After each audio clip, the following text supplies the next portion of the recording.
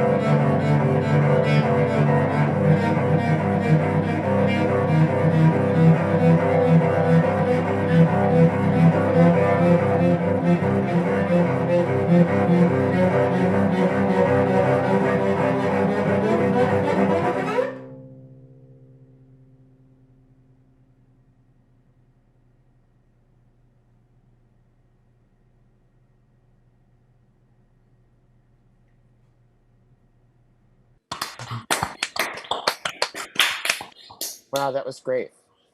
That was And There Was by Mary Kouyoumdjian, played by Arlen Hlusko. Hey, And Mary. They were married.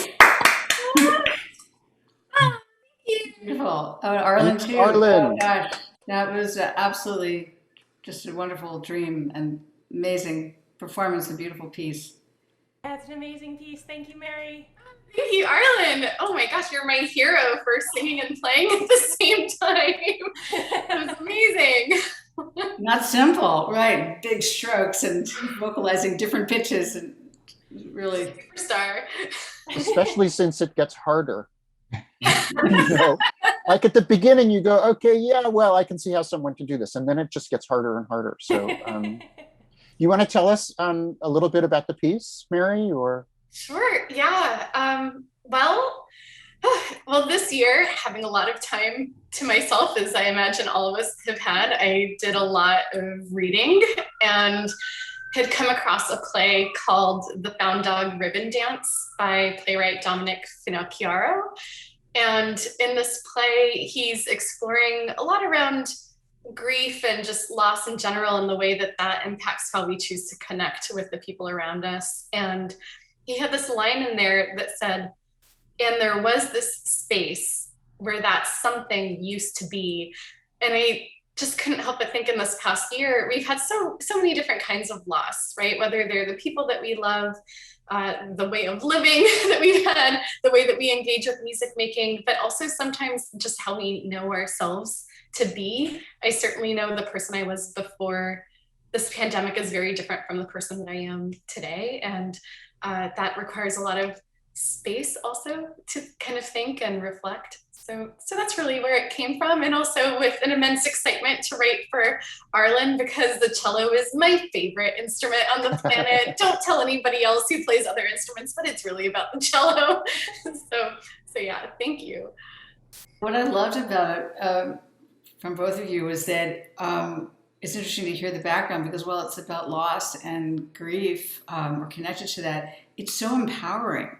You know, Arlen just like grabs it. The music really just grabs it and declares existence. So it's so interesting that that's the take you took to deal with this moment. It's really very, very powerful. And how was the, you know, did you guys go back and forth? Did you see each other in person? Or? No, we didn't get to see each other in person, sadly. Our paths did not cross in New York, which is really sad, but we will eventually, for sure. Yes.